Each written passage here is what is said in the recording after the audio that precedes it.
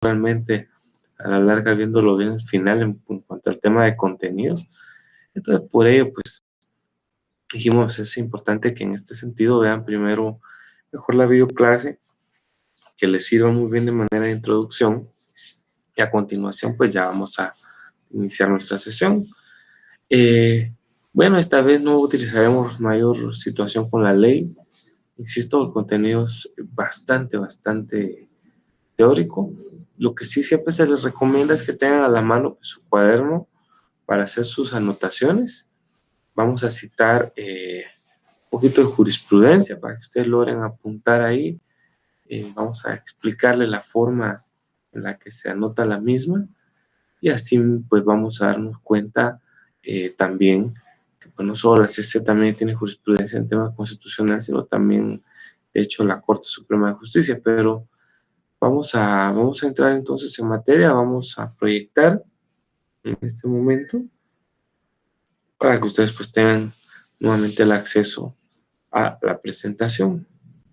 En ocasiones yo creo que ustedes ya se dieron cuenta de que de la presentación que nosotros mandamos y de la que se ha proyectado en el video de la universidad, a veces varía un poquito.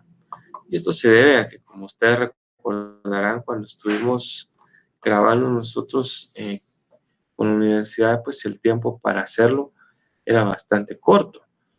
Entonces teníamos un límite y por lo mismo pues realmente no podíamos por ahí proyectar o expresar todo lo que nosotros queríamos. Entonces, por tal motivo, pues se quedaba por un momento, ahorita me autorizó, se quedaba, les decía, por algunos instantes, a veces uno como que queriendo batallar ahí por el tiempo, pero no se podía. Entonces aquí que tenemos pues 2 periodos, pues la situación cambia, por eso podemos ampliar un poquito. Entonces, igual esta se les va a hacer llegar, esta presentación, ahí está, ya la tenemos proyectada en este instante. Clase de Derecho Procesal Constitucional, ahí está el código, y vamos a hablar justamente acerca de la jurisprudencia, por supuesto en materia procesal constitucional, y los efectos que la misma va a ir generando. Entonces, pues, demos el inicio. El objetivo es que justamente conozcamos cómo surge la jurisprudencia. Pues en este caso nos vamos a enfocar más al tema de la Corte de Constitucionalidad, porque como ya lo hemos venido entendiendo, al ser un órgano es jurisdiccional, pero en materia privativa exclusiva de lo que es propiamente el tema constitucional, pues es ahí donde más vamos a tener nosotros, obviamente, replicados los pasos para ir haciendo citas de esta situación para que nosotros vayamos viendo cómo se va reforzando el tema constitucional a partir de lo que la CC va poniendo dentro de lo que va expresando con cada fallo que va teniendo, y vamos a ir viendo cómo dichas circunstancias de la jurisprudencia van causando efectos en la vida jurídica de los postulantes, asimismo pues de todo el mundo al final, porque en todos los procesos en un momento determinado se realizan las citas constitucionales como tal. Bien, entonces, pues, ¿qué es jurisprudencia? Esta es una definición, siempre dirán ustedes, es muy burdo. Bueno, pues tenemos que hablar de la jurisprudencia, tenemos que definir primero qué es, ¿no? Entonces, la definición del hijo de los más grandes juristas que conoce la ciencia del derecho, como los Cabanelas de Torres, nos dice que es un conjunto de sentencias que determinan un criterio acerca de un problema jurídico omitido u obscuro en los textos positivos o en las fuentes del derecho. Explicando esta definición, vemos nosotros que justamente es eso, un conjunto de sentencias, varias sentencias, que en un momento determinado vienen a caer en un problema.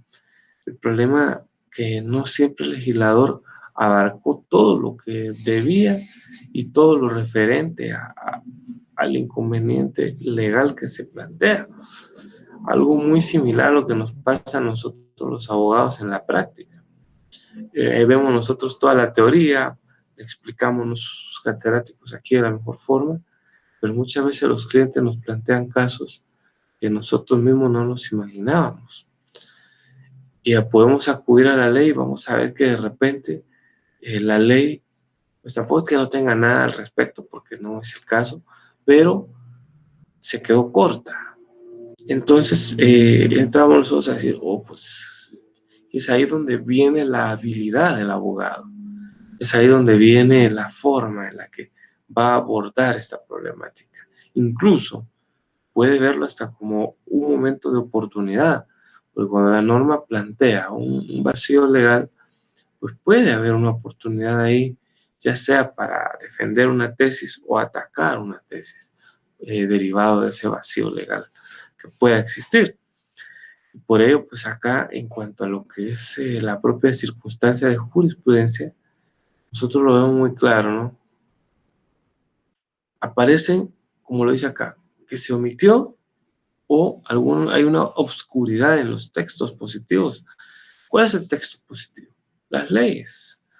¿Por qué es un texto positivo la ley? Porque el sentido, la razón de ser de una norma es que la misma no solo esté descrita como tal, sino que lleve el cumplimiento al final de ella. Entonces, por eso se refiere a esos textos positivos. En ocasiones, ya les he dicho, el legislador se quedó corto. No tenemos un congreso profesional, nosotros lo sabemos. Si bien es cierto, los diputados pagan a sus asesores y vaya, si a veces el asesor gana hasta más que el diputado, pero porque también sabemos que en la política mala de nuestro país, y no porque la política en sí como ciencia sea mala, porque no lo es, pero en nuestro país pues sí, habría que dar una reingeniería.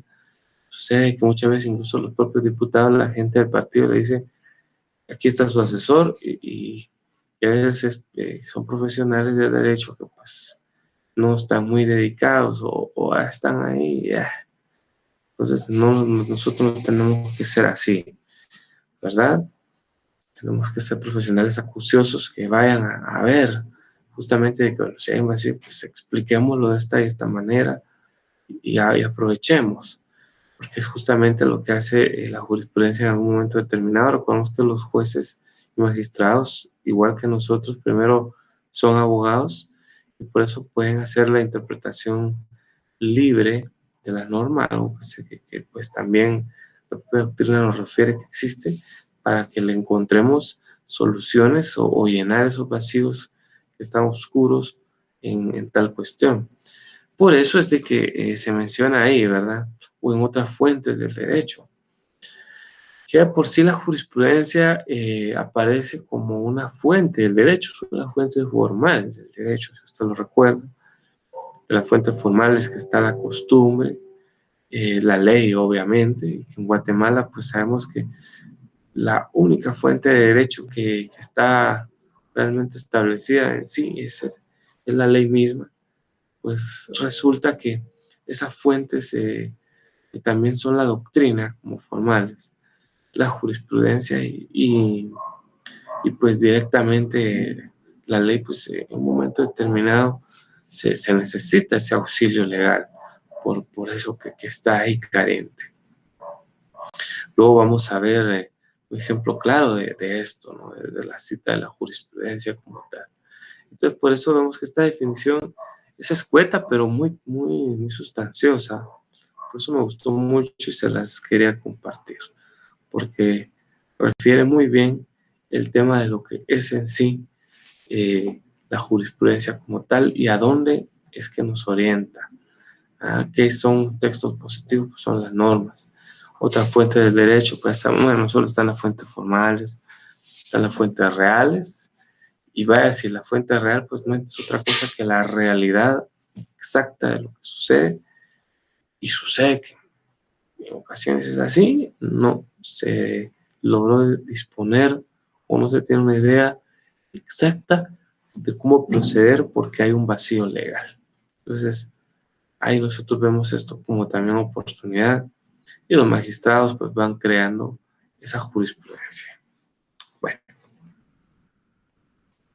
¿qué efectos tiene la jurisprudencia o pretende realmente la jurisprudencia? Primero, allá nos dice, aparece entre comillas la definición de qué es la ciencia del derecho. Así se le ha denominado a la jurisprudencia porque, bueno, recordemos que ciencia, primero, ¿qué es ciencia? Ciencia es un conjunto de conocimientos que están debidamente sistematizados, es decir, muy organizados, eh, y que efectivamente pues plantean una circunstancia o la solución a una problemática. Entonces imagínense, decir que es la ciencia de otra ciencia social que es el derecho, habla mucho de decir que efectivamente dentro de la jurisprudencia hay un conjunto, ¿sí?, muy ordenado de procedimientos para llegar a cabo la expresión misma y total. ¿Y cuál es propiamente el efecto que la jurisprudencia pretende? Es llenar esos vacíos legales. Ese es el principal efecto, ¿no? Ese es lo que principalmente pretende. Diremos, es que también plantea explicar, por supuesto, pero principalmente es llenar ese vacío legal.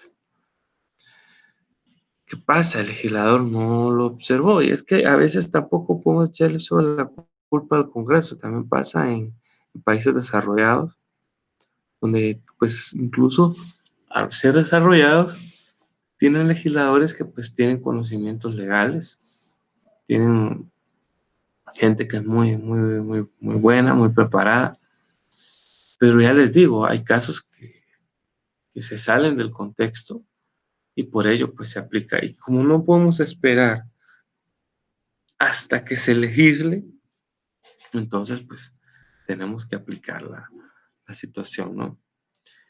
Entonces, vemos nosotros ahí que esto se hace principalmente a través de las altas cortes de una nación. No crea jurisprudencia por ello los juzgados de primera instancia, porque sabemos que la primera instancia, si bien es cierto, pues está muy bien expresada, que solo disculpe.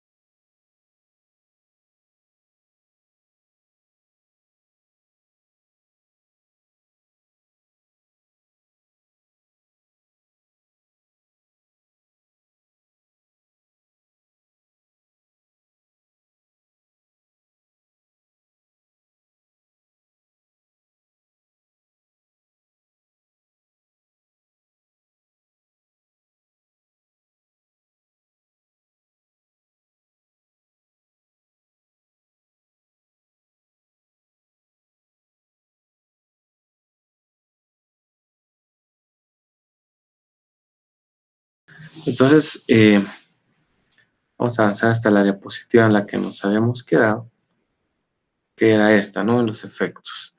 Entonces, estábamos justamente haciendo este análisis del primer párrafo. Yo les platicaba, ahorita que veo justamente decía las altas cortes de una nación.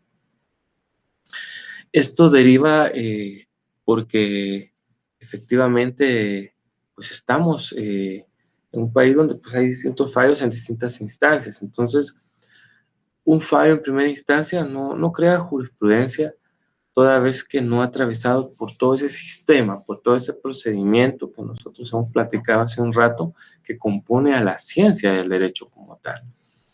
Entonces, por tal motivo que algo pase, o más bien, imaginémonos, de un juzgado menor, de un juzgado de paz, para un juzgado de primera instancia, ese ínterin, como ya les digo, pues existe como tal, viene a generar ni más ni menos, para muchos, podría ser jurisprudencia porque pasó de no. Insisto, por tratarse de un juzgado menor a uno de primera instancia, no genera todo ese efecto que como tal sí ocurre en la jurisprudencia misma.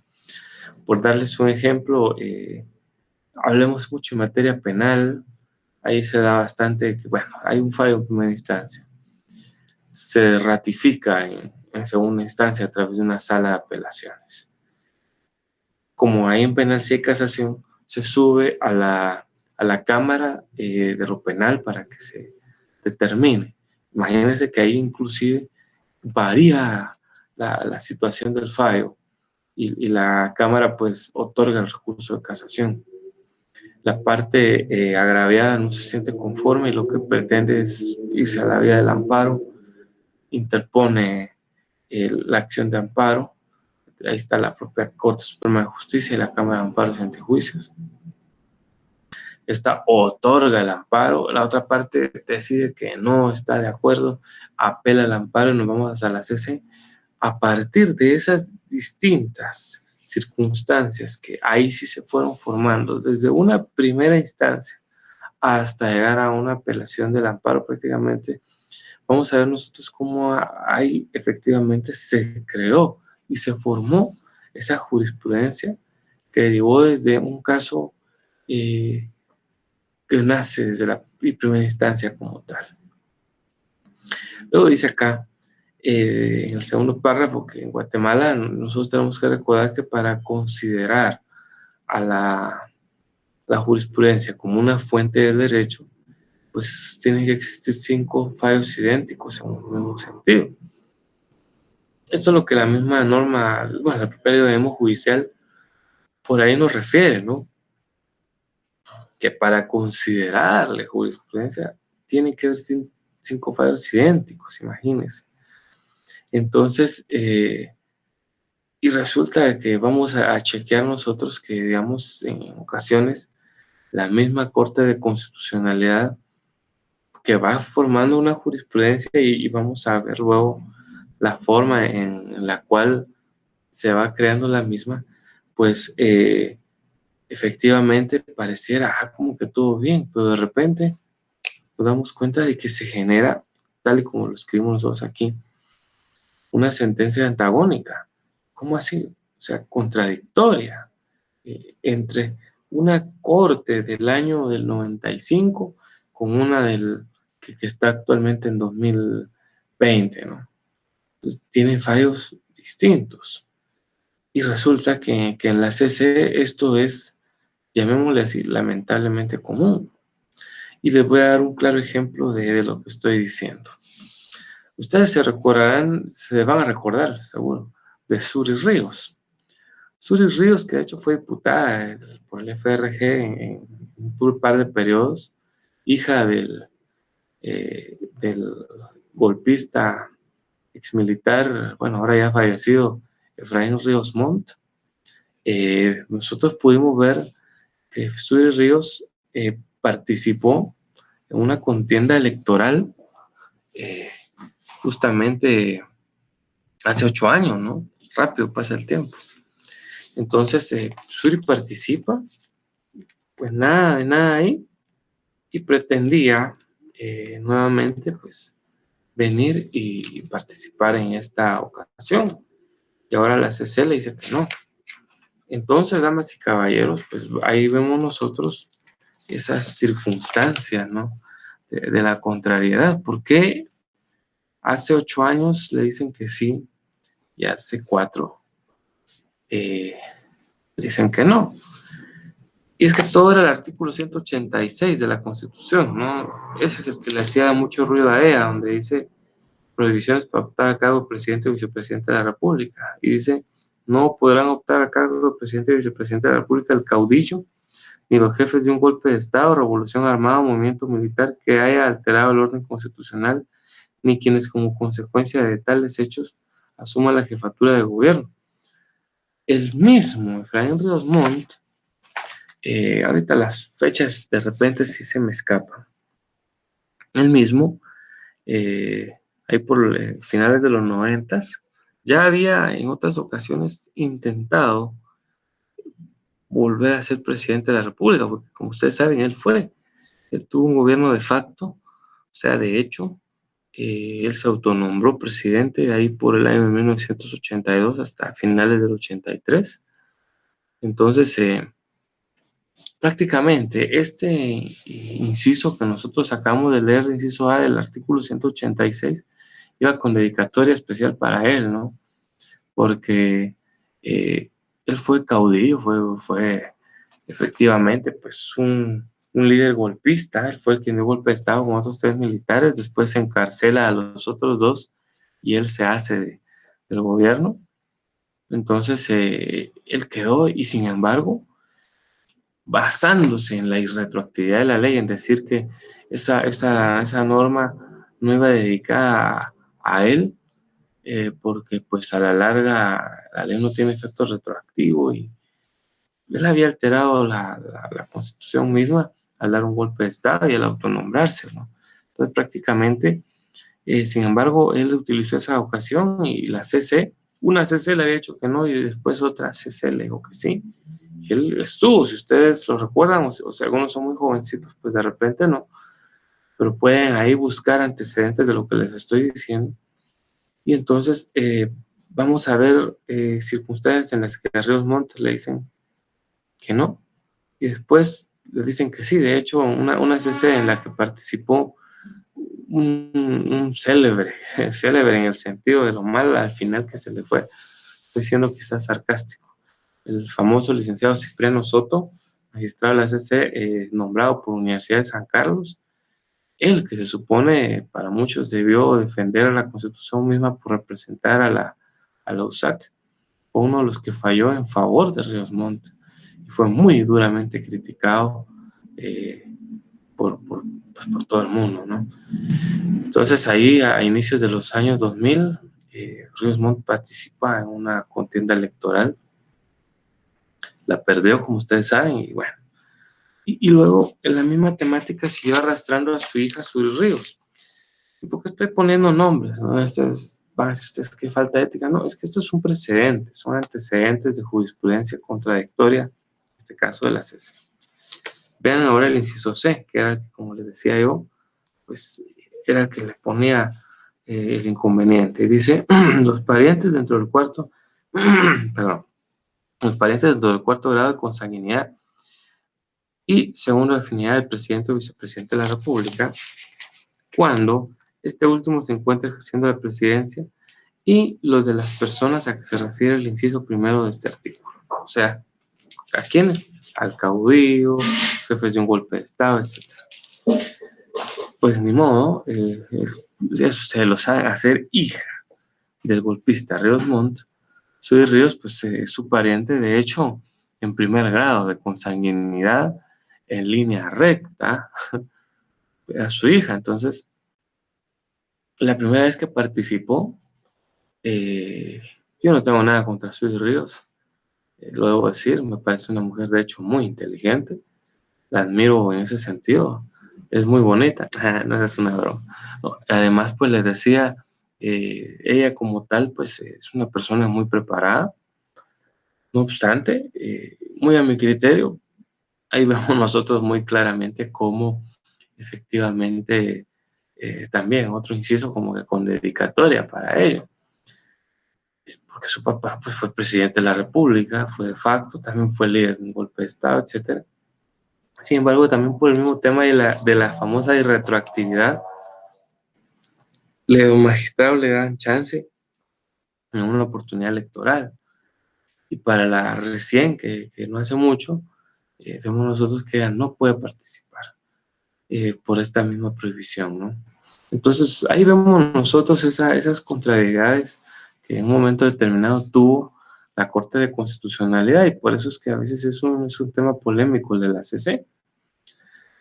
Pero al final, pues es el máximo tribunal en materia constitucional, y en el derecho, pues por eso hay un dicho que dice que donde hay dos abogados platicando hay hasta tres criterios distintos, porque incluso una vez platicaba, le decía, le voy a poner esto, hablaba con unos ingenieros por parte de la entidad del Estado donde yo trabajé, fuimos a platicar un poquito, yo iba, pues expuse, y al final, pues en el colegio de ingenieros me abordaba una vez y me decía, fíjese que mi papá es abogado y yo no quise seguir sus pasos, ¿sabes? ¿Por qué no, Inge? Le decía yo me decía, porque a mí, a mí con la matemática yo sé que 2 más 2 son 4 y listo, me dice, y eso no cambia.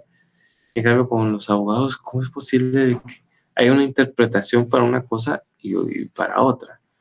Al final de cuentas eso puede suceder, pero la jurisprudencia nos va ayudando en ese sentido, ¿no?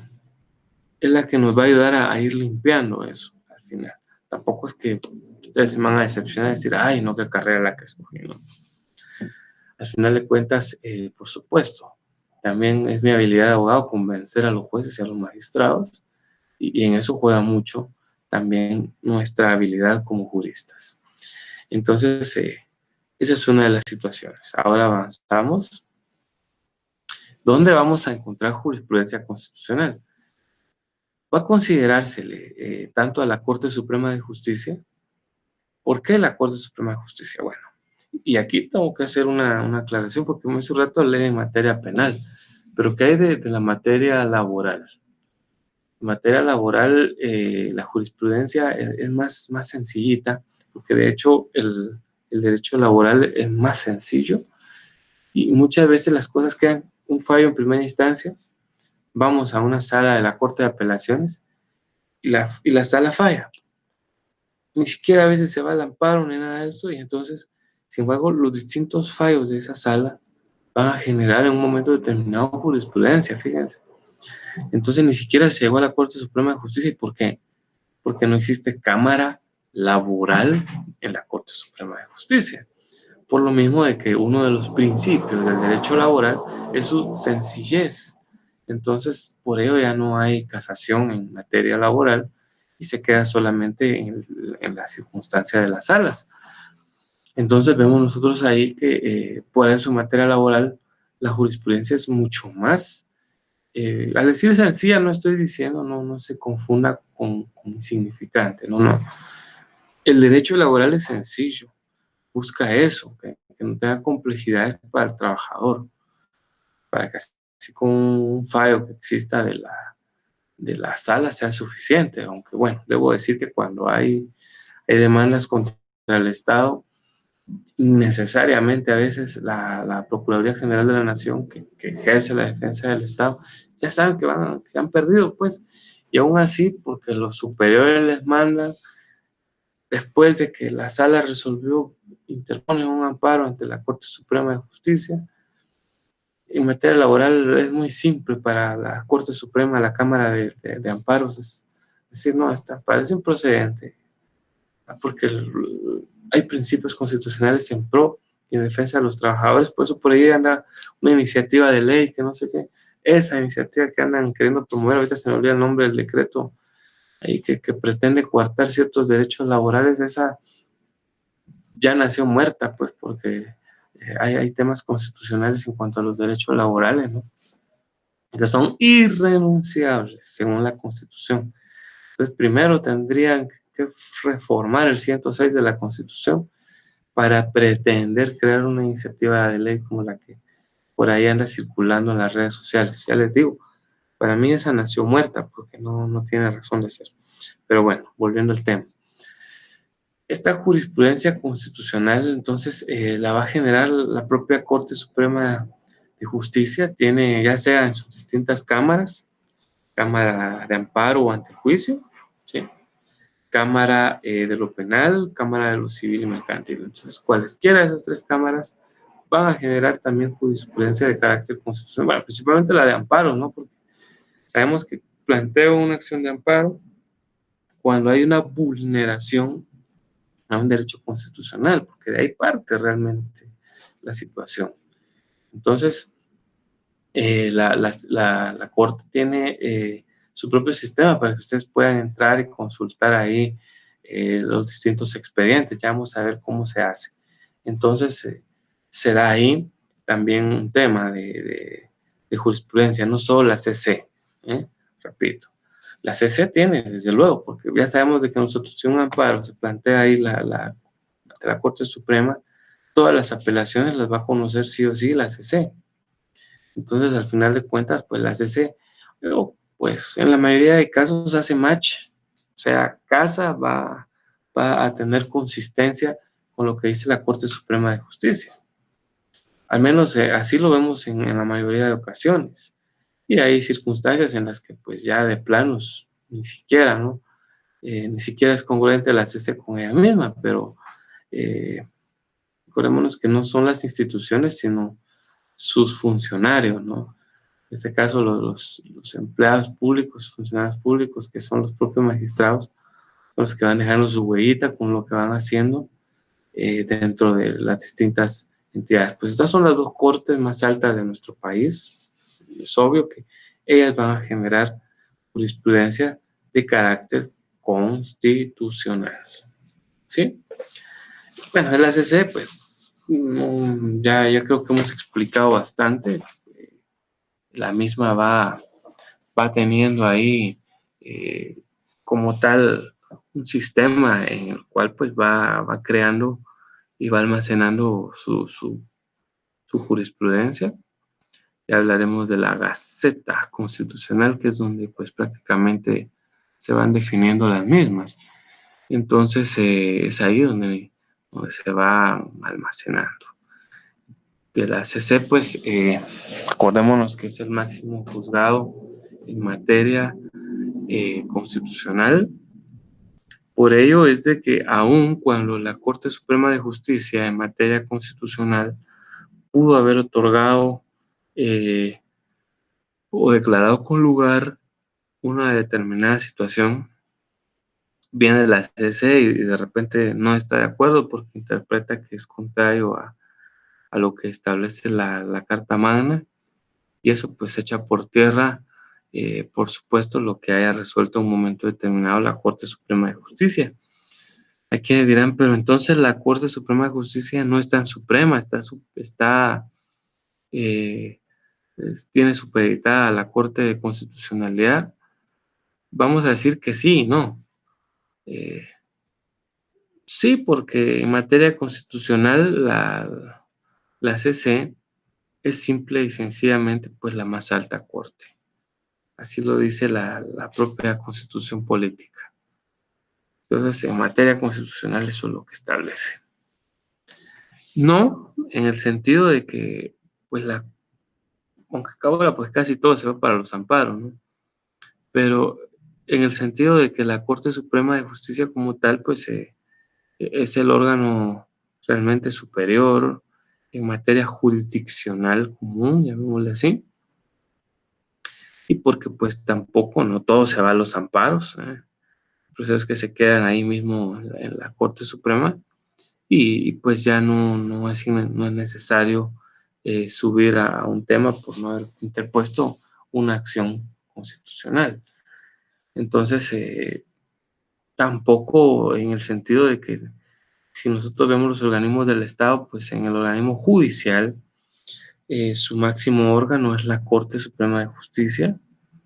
El presidente de la Corte Suprema de Justicia es también el presidente del organismo judicial. Entonces, y vemos nosotros que si ustedes recuerdan lo que leímos hace hace unos días cuando hablamos de lo que es la CC, nos dábamos cuenta de que la misma es independiente de la Corte Suprema de Justicia. Entonces, por eso decíamos que no, en el sentido de que no existe una conexión directa, de que la CC tampoco pertenece al organismo judicial. Entonces tiene una relación extraña, ¿no? Llamémosle así, entre estas dos cortes. Y digo extraña en el sentido de que ni modo, pareciera de que en un momento determinado la CC sí está por encima de la Suprema y listo. Pero insisto, no todo lo conoce tampoco la CC y por ello, pues también los fallos de la Corte Suprema juegan como tal. Y recordémonos que los fallos de la CC tienen que hacer alusión sí o sí a una violación de carácter constitucional, o sea, violación al derecho. ¿Cómo es el tema este de la publicación de la jurisprudencia? Bueno, hablemos de la Corte Suprema de Justicia, la Corte de Constitucionalidad. La Corte Suprema de Justicia no maneja una gaceta, solo maneja ahora un bonito sistema de consultas electrónicas de su jurisprudencia, el famoso expediente electrónico.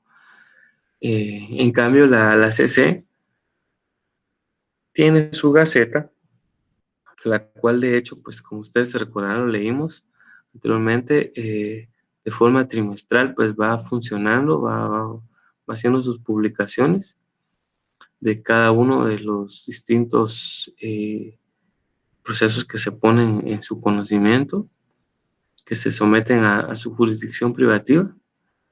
Y esa, así es el nombre, ¿no? Se llama Gaceta.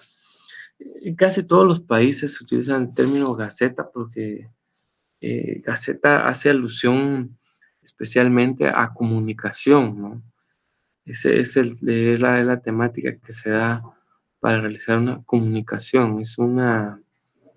Ese es el empleo mismo de la palabra que se nos toma deriva de la voz griega que significa eso. Entonces, ¿qué elementos, y esto es importante que se nos quede, qué elementos voy a utilizar yo para identificar la jurisprudencia? Ya sé, si es de la CC, se me tiene que quedar cuál es el número de la Gaceta. Luego, el número del expediente, que por supuesto es vital. La CC, de hecho, va poniéndoles un expediente correlativo, muy sencillo, a todo lo que va a entrar a conocer. ¿Cómo así de que correlativo? Sí. Es decir, que imaginémonos, cuando fue el mes de enero de este 2020, que inició muy bien para Guatemala, pero que ahorita pues va complicadito por el tema de la pandemia. El primer expediente que ingresa a la CCI y va a ser conocimiento, le asignan el 1-2020, ya sea que porque es amparo, ya sea que porque es inconstitucionalidad, por lo que sea, si es consulta, lo que sea, le asignan el 1. Sencillamente al siguiente será el 2, el 3, el 4, el 5, así en ese orden se va. Entonces, es por ello que les digo, la numeración de la CC es más sencilla. Ahora ustedes ven la numeración de la Corte Suprema de Justicia, es un poquito distinto. Ahí no tenemos que colocar número de gaceta, solo el número de expediente, que es más larguito. Tenemos primero, aparece un número que es el que hace referencia al órgano jurisdiccional. Por eso aparece un número grande ahí, que el 0-63, el código del juzgado.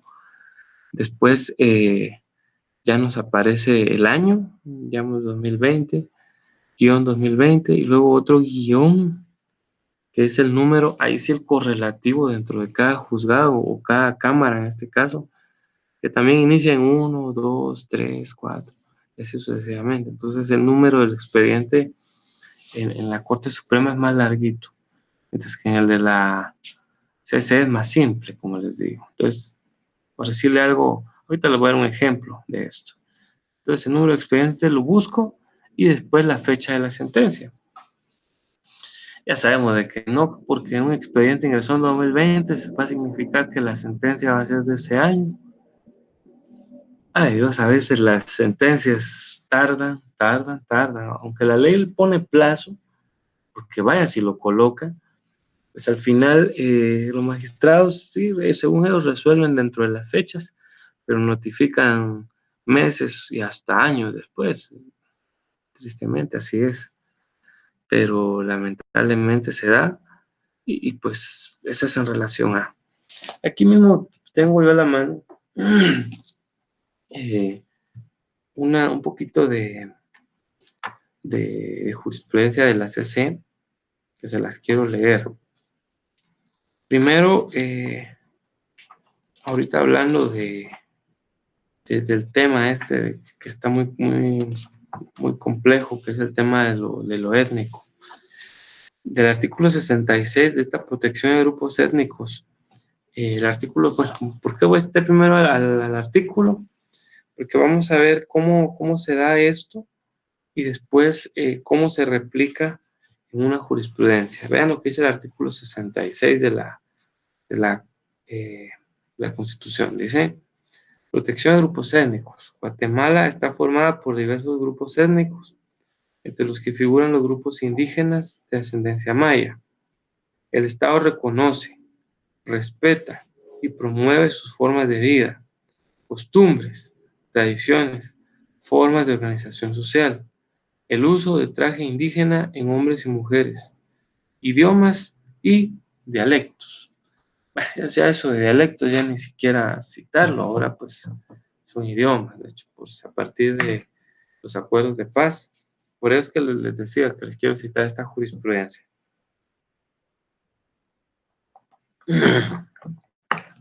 Un poquito de agua que se nos seca la garganta. Dice, vea lo que dice en la Gaceta 103, el expediente es el 4245-2011. La fecha de la sentencia fue el 31 de enero del 2012. Lo repito, vean bien. Esto es lo que les voy a citar. No voy a leer toda la sentencia, solo la parte toral del fallo. Pero les digo, vean cómo se cita. Gaceta 103, o sea, fue el número de Gaceta en el que salió publicado fue la 103. Repito, 103. El expediente. Para que ustedes, si están copiando, solo ponen ex. Sean ustedes que se refiere a expediente. El expediente fue el 4245. Lo repito, 4245. Guión, que iba el número, imagínense, fueron bastantes casos en ese año. Guión 2011, o sea, del año 2011. Guión 2011. ¿Qué fecha fue esta sentencia? El 31 de enero de 2012. 31 del 1 del 2012. Entonces, escuchemos lo que dice en el fallo, ¿no? Como tal. Dice, luego del análisis precedente, es evidente que la actuación judicial contenida en los dos actos reclamados es violatoria de los derechos de defensa, debido proceso y recurrir del sindicado, pues al realizar la audiencia de ofrecimiento de los medios de prueba sin la asistencia de un intérprete, vea lo que dice. Esto hace alusión a un caso, pues es de un caso penal en el cual el sindicado hablaba en idioma maya, el idioma quiché, si no estoy mal. Y él durante todo el proceso no tuvo ningún intérprete. Hablaba español más o menos. Entendía algunas cosas, pero otras no. Entonces, vean por dónde va la sentencia. Entonces dice, contenida en dos actos reclamados, es violatoria de los derechos de defensa, debido proceso y recurrir al sindicado, pues al realizar la audiencia de ofrecimiento de los medios de prueba, sin la asistencia de un intérprete, se le vedó la oportunidad de imponerse de cada uno de los alegatos que los sujetos procesales realizaron ante el tribunal y de la decisión final asumida por el órgano jurisdiccional. Ello, puesto que no comprendía el idioma español, transgrediendo así los derechos y principios garantizados en la Constitución Política de la República de Guatemala, especialmente en el artículo 12, contenidos también en los tratados internacionales suscritos y notificados por el Estado de Guatemala, que ya fueron citados en apartados anteriores, asimismo el rechazo liminar del recurso de reposición, por el que la defensa del postulante pretendía enmendar el error. Imagínense, en el propio, porque es otra de las cosas que pide el amparo, ¿no? Que se han agotado los procedimientos, que se hayan agotado todas las vías y recursos previos, y se interpuso un recurso de reposición ante el órgano jurisdiccional de primera instancia, y este simple y sencillamente lo denegó. Luego dice, es violatorio del derecho a recurrir, haciendo que la realización de la audiencia de ofrecimiento de prueba estuviese viciada por cumplir con las garantías de defensa y debido proceso. Atendiendo al anterior, la autoridad responsable deberá garantizar al procesado que durante el desarrollo de cualquier audiencia, sin demeritar su importancia, sea asistido por un intérprete que comprenda el idioma quiché. Entonces, en ese fallo, la CC al final retrotrae las actuaciones. Imagínense, estamos hablando de un caso penal en este sentido, y ahí vemos nosotros cómo pues falla en favor del sindicato del amparo, que no tuvo un intérprete durante prácticamente toda la etapa procesal en primera instancia. Entonces, imagínense haber tenido una primera declaración y no entender del todo lo que estaba sucediendo. Por eso hoy en día los jueces, sobre todo cuando la persona es de alguna etnia específica, le pregunta muchas veces si está comprendiendo de qué se le está indicando, si entiende muy bien el idioma. Los jueces se lo hacen ver para que pues en un momento determinado no haya este inconveniente, ¿no? Imagínate todo lo que tuvo que prácticamente votar. Ya estábamos hablando que una audiencia de ofrecimiento de prueba significaba que la persona hasta se había ido a debate y ahí hasta se lo iban a condenar. Imagínense hasta dónde había llegado bueno, no todos los que van a debate salen condenados, pues, pero imagínense hasta dónde se da la situación, ¿no? Bien difícil. Entonces, ahí vemos nosotros esta situación de cómo se da.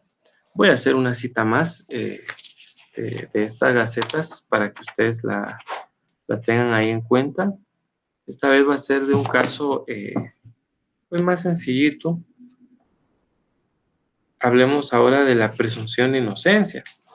Este derecho de presunción de inocencia, internacionalmente le podrán decir de inocencia, pero realmente de inocencia como tal no, porque entonces no habría sobre qué juzgar. Si todo el mundo es inocente, entonces la presunción, esa parte, ¿no? Que yo presumo que la persona es inocente hasta que se le declare culpable, esa parte, pero no obstante, pues ahí se da. Primero, ¿de dónde estamos sacando eso de la presunción de inocencia? En el artículo 14 de la Constitución Política de la República dice: presunción de inocencia y publicidad del proceso. Toda persona es inocente mientras no se le haya declarado responsable judicialmente en sentencia debidamente ejecutoriada. Entonces, este es muy utilizado por abogados penalistas, sobre todo cuando por ahí algún juzgador está como que ya emitiendo esta opinión y por ahí pues no quiere autorizar una medida sustitutiva. Veamos, les voy a dar la Gaceta 60, porque así es que recordemos que en la CC así lo citamos. Número de Gaceta es la 60. El expediente, este es más chiquito, es el 288. Repito, por si lo están copiando, el expediente es el 288-2001. Es decir, fue el 288 del año 2001. Y la fecha de la sentencia es el 2 de mayo de 2001. Repito, la sentencia es de fecha 2 del 5 del 2001, para que lo puedan abreviar más rápido. 2 del 5 del 2001. ¿Qué decía esa sentencia en su parte toral, o sea, en su fallo respectivo? Dice: con referencia al derecho aludido, se ha estimado que la norma constitucional establece una presunción iuris tantum, o sea, de presunción de persona, ¿no?, dirigida a garantizar al sindicado que no podrá sufrir pena o sanción que no tenga fundamento en prueba pertinente, valorada por un tribunal con eficacia eficiente para destruir la presunción y basar un fallo razonable de la responsabilidad, porque en caso contrario, el principio constitucional enunciado prevalecerá en su favor. De ahí que la norma atacada, al no permitir el sobreseimiento, carece del efecto infractor que indica, porque la presunción de inocencia se mantiene en favor de todo procesado en tanto no haya sentencia ejecutoriada que la contradiga. Muy interesante, ¿verdad? Esta jurisprudencia que estamos citando de la CC. Y por supuesto, hay más fallos en ese mismo sentido, en ese mismo orden. Pero ahí, como ustedes se dan cuenta, así es como si ustedes buscan en la CC, bueno, para entrar a ver los distintos fallos, pues sí se requiere ser abogado, porque sí hay un momento en el que cuando ustedes lo piden en línea, pues solicita ahí su número de colegiado. Para los que trabajan en bufetes, sí va a ser muy sencillo que quieran chequear esto, porque entran ahí a la página de la CC, eso no tiene ningún costo, y colocan el número de Gaceta. Luego ingresan el número de expediente, la fecha de sentencia, y con ello ya les aparece como tal el caso. Y después, para citarlo a un juicio, pues se cita de esta forma, tal y como nosotros lo estamos haciendo. No es necesario que ustedes le tengan que dar lectura íntegra a una sentencia, ¿no?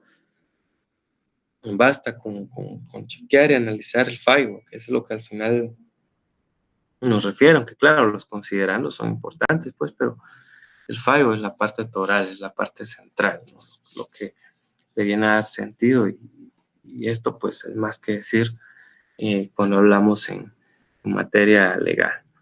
Entonces es así como lo hacemos. Ya les digo, ahora la Corte Suprema, pues es fácil, ustedes pueden entrar a ver ahí de forma electrónica a la Corte Suprema, les piden nada más el número de expediente y la fecha, porque no manejan el sistema de Gaceta. Entonces vemos ahí entonces cómo se da este tema de la jurisprudencia en nuestro país. Bien, dicho esto, pues vamos a dejarles aquí las preguntitas.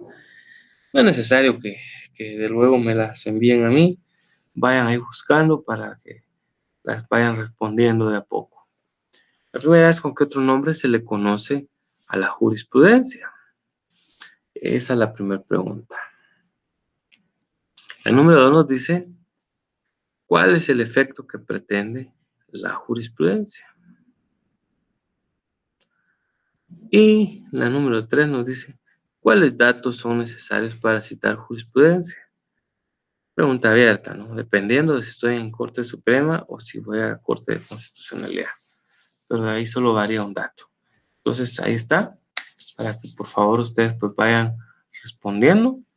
Ahorita pues tendremos que 10 minutos cabales para poder resolver sus dudas. Muchas gracias por su atención. En este instante pues vamos a cerrar la presentación y volvemos a la pantalla normal, esperando vía el Telegram sus preguntas.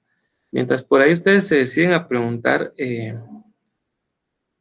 vamos a Vamos a hacer una síntesis. O permítame, creo que sí ya tenemos una pregunta. Aquí dice, no me quedó muy claro para citar jurisprudencia, ¿qué debo de colocar? ¿El número de expediente o la fecha de la sentencia? De hecho, ambas, ¿sí? Ambas. Tengo que colocar yo tanto el número del expediente y también la fecha de la sentencia. A partir de ahí, yo voy a poder ir viendo la jurisprudencia como tal. Esto sí es de la Corte Suprema de Justicia. Si es de la CC, aparte, pues me va a solicitar el número de gaceta. Aunque bueno, en ocasiones se permite. Bastará con que coloque mi número de expediente y la fecha de la sentencia y con eso vámonos. Ustedes ya pueden observar prácticamente toda la sentencia como tal, ¿verdad? Es así como funciona. Entonces son ambos, ¿eh? Que no se les olvide. Bien, mientras salen más preguntas, pues insisto, hoy estuvimos hablando de la bendita jurisprudencia que no es más que una fuente de derecho, ¿verdad? Es una fuente formal, como bien sabemos, la jurisprudencia, y esto obedece a que pues tiene un sentido, lleva un orden para poder formarse. Eh, la definimos como un conjunto de sentencias que van encaminadas a un criterio, en el sentido pues de que buscan remediar un problema que se dio por una omisión o porque el texto que el legislador dejó todavía es obscuro más bien. Entonces, en ese sentido es la definición de la jurisprudencia. Luego, pues estuvimos analizando qué efectos tiene. Nos damos cuenta que uno de sus principales efectos es justamente el tratar de llenar ese vacío legal que se queda porque la ley no lo tiene cómo suplirlo. Prácticamente pues se maneja la misma a partir de las altas cortes de nuestro país, Corte Suprema de Justicia y Corte de Constitucionalidad. Luego pues hablamos un poquito del antagonismo que ha generado la CC en fallos y sentencias que han sido en algún momento determinado realmente contradictorias. Dimos dos ejemplos muy famosos en los casos de Suri Ríos y de don Efraín Ríos Montt. Entonces, esos fueron dos casos muy famosos, ¿no? Entonces, luego, pues, estuvimos platicando de dónde se publica, en lo que es en relación a la CC. Sabemos que está la Gaceta, que trimestralmente, pues, hace las distintas publicaciones.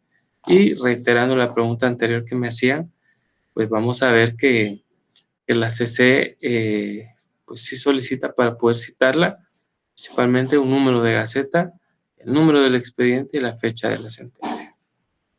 Bien, entonces aquí me hacen otra pregunta, ahorita vamos a ver, y dice, en el caso de Suri Ríos, ¿se puede decir que hay jurisprudencia considerando que hay dos fallos distintos? Hay más de dos fallos, de hecho, porque ya con antelación, incluso Suri Ríos había antes de que le dijeran que sí, ya una vez le habían dicho previamente que no, imagínense. Entonces ahí ya vemos nosotros que ahí van tres, una misma línea. Hasta ahorita ya va perdiendo 2-1, pero se le puede decir que ya hay jurisprudencia. Lo que viene a cambiar es el hecho de que si eso de jurisprudencia se hace ley, para que se tome como fuente de derecho, tienen que haber 5 fallos en el mismo sentido. Entonces todavía no podemos tomarlo como fuente de derecho, pero jurisprudencia sí es porque efectivamente ha atravesado esos pasos organizados que la norma refiere, ¿no?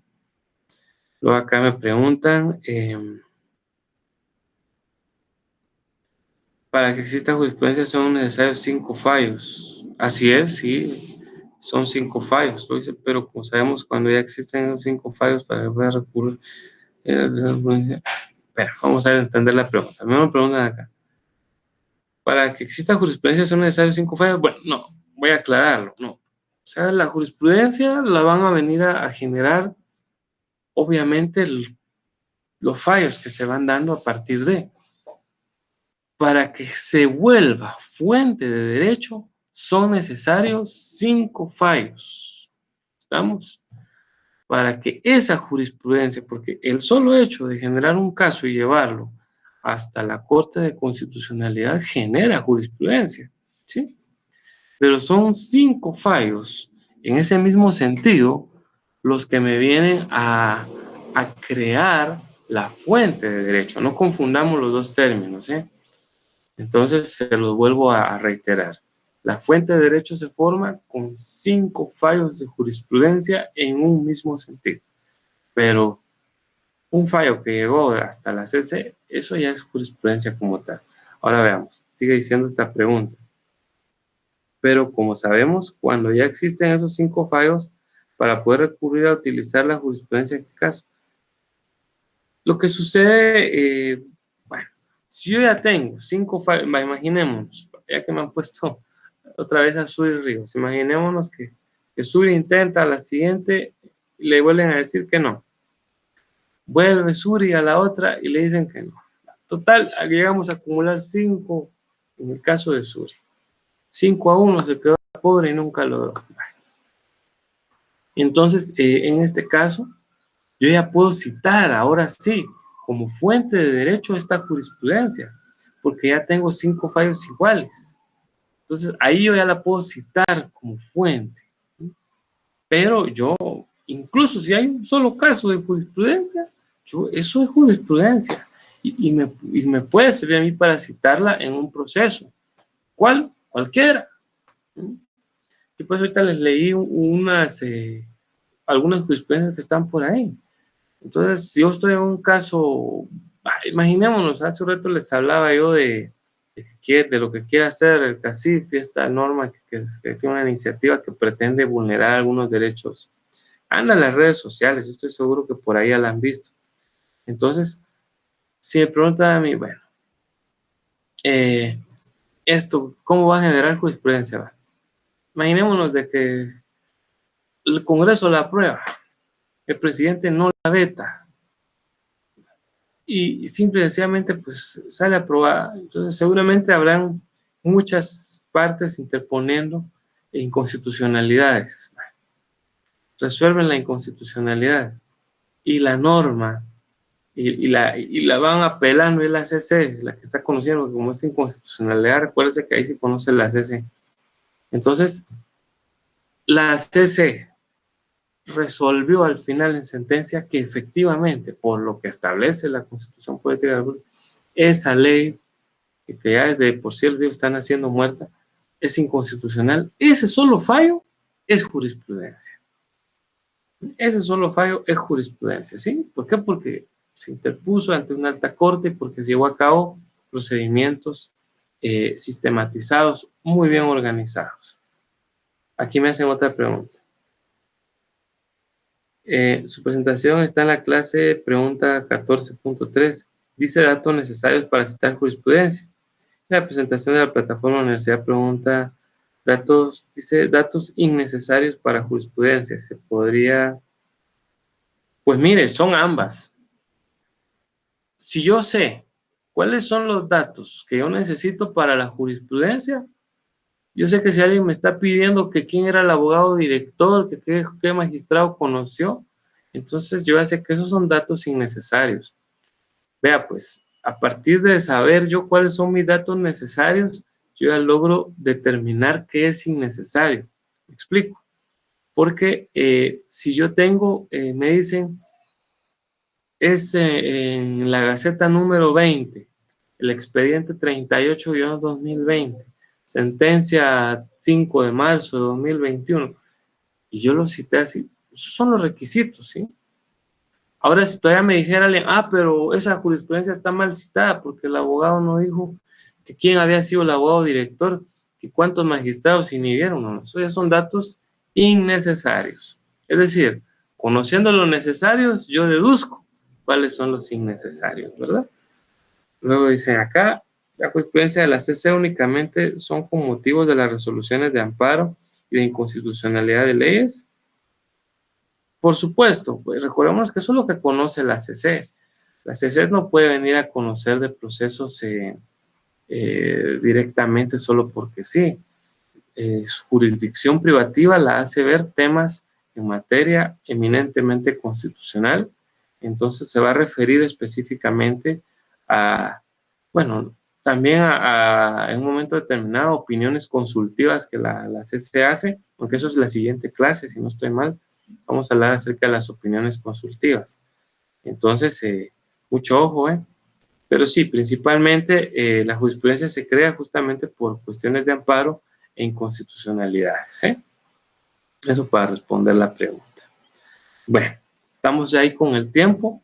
Yo les agradezco ahí su comprensión, las disculpas del caso. Primeramente, Dios, el lunes vamos a estarles haciendo llegar ya esta presentación más depurada y pues ahí estamos listos, ¿no? Estudiamos fuerte, echámosle muchas ganas. Este examen va a ser mucho más sencillo a la larga, estoy seguro, porque los temas son más simples, en serio que sí. Pero no por eso nos durmamos en los laureles, ¿eh? Cuídense bastante y si a los que llevan el mismo curso, pues los estoy saludando en un momento más.